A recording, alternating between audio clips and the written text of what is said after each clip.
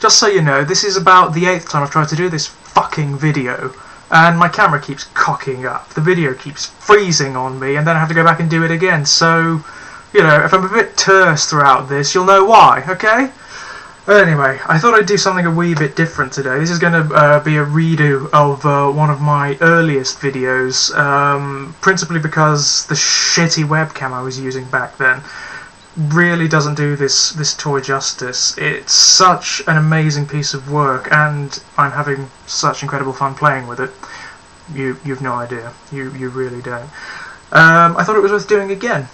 Anyway, there we are. This is Universe Classics Cyclonus.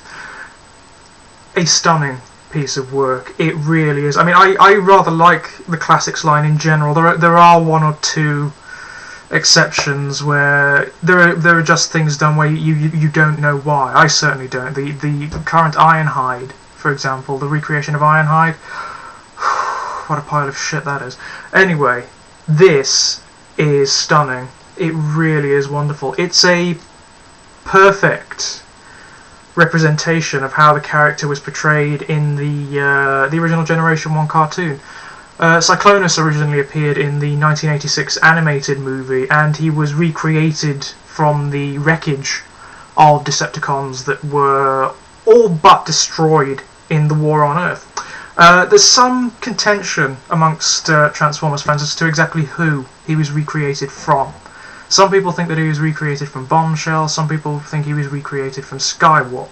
And the reason for this is most likely just an animation error. In the sequence where Cyclonus is reformatted, there are two robots. There's one in the foreground, which is Bombshell, and one in the background, which is Skywarp, and both of them are reformatted as identical robots. Both of them are reformatted as Cyclonus.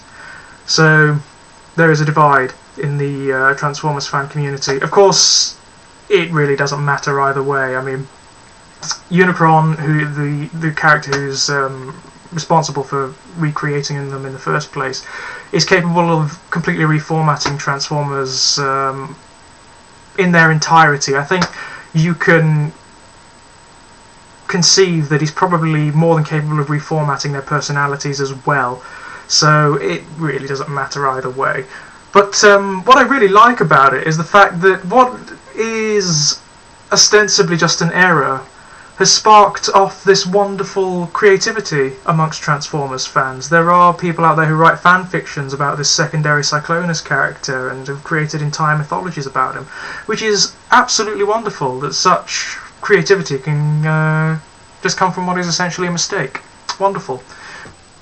Anyway, getting back to the toy, as I've said before, it really is an amazing piece of work. It's one of my favourite of the Universe Classics line Transformers, and probably one of my favourite jet-based Transformers full stop.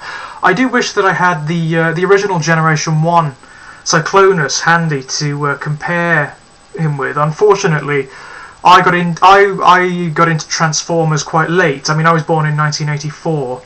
And I didn't really start collecting Transformers until at least 3 years later, so by that time we were into the latter days of the original Generation 1 Transformers. We were heading into the Pretenders, Micromasters, and, God help us all, Action Masters stage. For those who don't know, Action Masters were Transformers that didn't transform. Yeah. Best left well enough alone, I think. Just so you can see how fantastically they've updated the original design. This is actually quite a bit. It's not as big as the original Cyclonus. The original Cyclonus is actually rather large in comparison to this, but it's bulkier. The jet is much less sleek and much more imposing.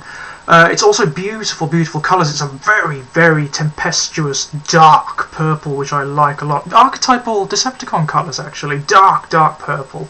Dark red details, like on the windows there and on the wings. Sort of metallic grey and the odd bit of black. Very, very beautiful, very imposing. And the way... the general shape of him is very predatory, which I've always liked about Cyclonus. It fits his character very, very well.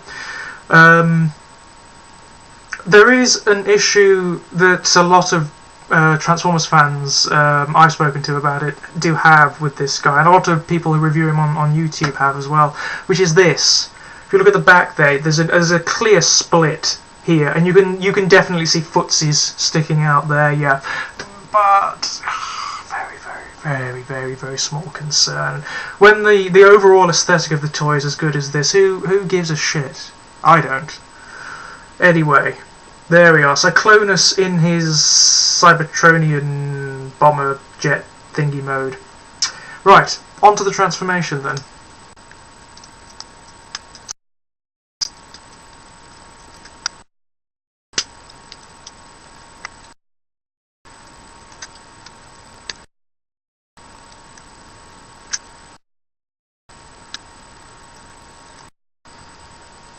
And there we are. And you know, as I said in my original review, I think this is one of the finest robot modes of any Transformer I have ever seen. Of course, the colours carry over beautifully from his jet mode. He's got a lovely silver Decepticon symbol on his chest there, very prominent and very cool. Very nice. It sort of displays his loyalties very prominently, which works very well in terms of character. Cyclonus is an oddity insofar as Decepticons go. He operates under a coda of loyalty and adherence to the Decepticon regime and their ideology, which most Decepticons ironically do not. He's fanatically loyal to his leader Galvatron, not always with positive consequences for him. 90% of the time in the third season cartoon he ends up being Galvatron's bitch, essentially, and getting this shit kicked out of him for no good reason at all. As anyone who has seen the third season of Transformers Generation 1 knows, Galvatron is batshit crazy for the most of it and ends up beating his own troops up for no good reason. Also, I forgot to mention earlier on that this is the Targetmaster version of Cyclonus. Originally, there were two versions. There was the original Cyclonus, which was released to coincide with the 1986 movie, I think it was, 1986, 87, I can't quite remember. Then later on, they marginally resculpted him to fit in with a new range of Transformers called the Targetmasters. And the Targetmasters had guns that transformed into little figures called Nebulons.